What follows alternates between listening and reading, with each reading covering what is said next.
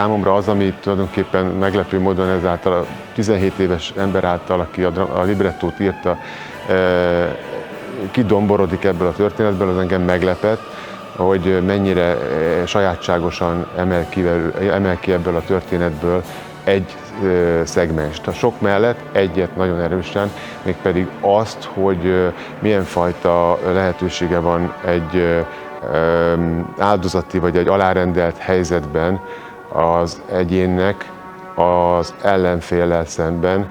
Hogyan lehetséges az, hogy a mások által ránk rótt bűnökkel mi magunk szembenézve sérthetetlenné váljunk.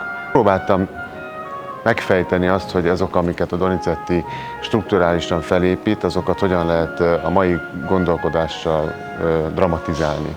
Hogyan lehet ezt a fajta rendszert, ezt a fajta zenei prioritást valahogyan értelmezni helyzetileg, és erre kerestem lehetőség szerint más vagy újfajta eszközöket. Hát nekem fontos élményem, talán 2012-ben volt egy híres előadás a Metropolitan Operából, egy közvetítés, amiben a Joyce Di Donato volt Stuart Mária, és akkor én azt láttam, azt a közvetítést, és nagyon megfogott a darab, de aztán nagyon sokáig igazából nem is foglalkoztam vele, és nem is izgatott, de akkor megérintett, és amikor most az Operaház eldöntötte, hogy kitűzi, akkor rögtön kaptam az alkalmon, hogy esetleg én benne legyek és én dirigálhassam. És akkor, amikor újra a mélyre mentem, akkor már nagyon megfogott. Az, hogy itt az Operában ez az első premier, ez egy nagy dolog,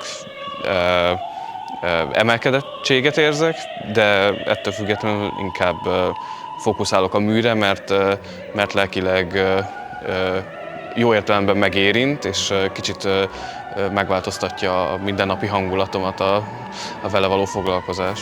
Főleg ez az alkotó munka érdekelt elsősorban, hogy hogyan is tudunk létrehozni egy ilyen művet, hozzátéve azt gyorsan, hogy ez az énekes gárda, különös tekintettel a két női főszereplő, ez nagyon sokat ígért. Tehát, hogy a Kolonics Klári és a Balga Gabi személye az olyan szinten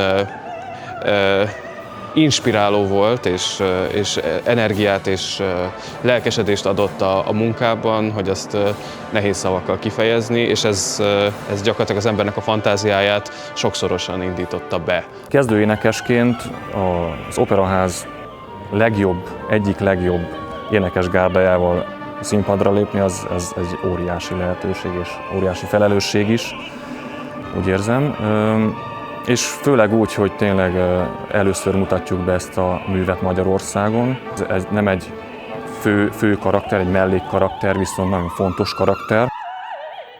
Hinnénk, hogy ez a két szopránnak a találkoztatása, ez majd valamilyen fajta versenyduettben kumulálódik, ugyanakkor a két szoprán találkozása az a Schillerhez hasonló drámai pillanatban történik, és valahogy egymás mellé állítja inkább a mű őket, mert megtörténik ez a találkozás, ugyanakkor mégis mind a kettőt a saját magányában, illetve a saját külön maga által létrehozott drámai folyamatban látjuk, és tulajdonképpen egymás mellé van helyezve kétfajta élet, ami egyébként egymással kölcsönhatásban áll, de valójában ez két külön megélése egy azon történetnek.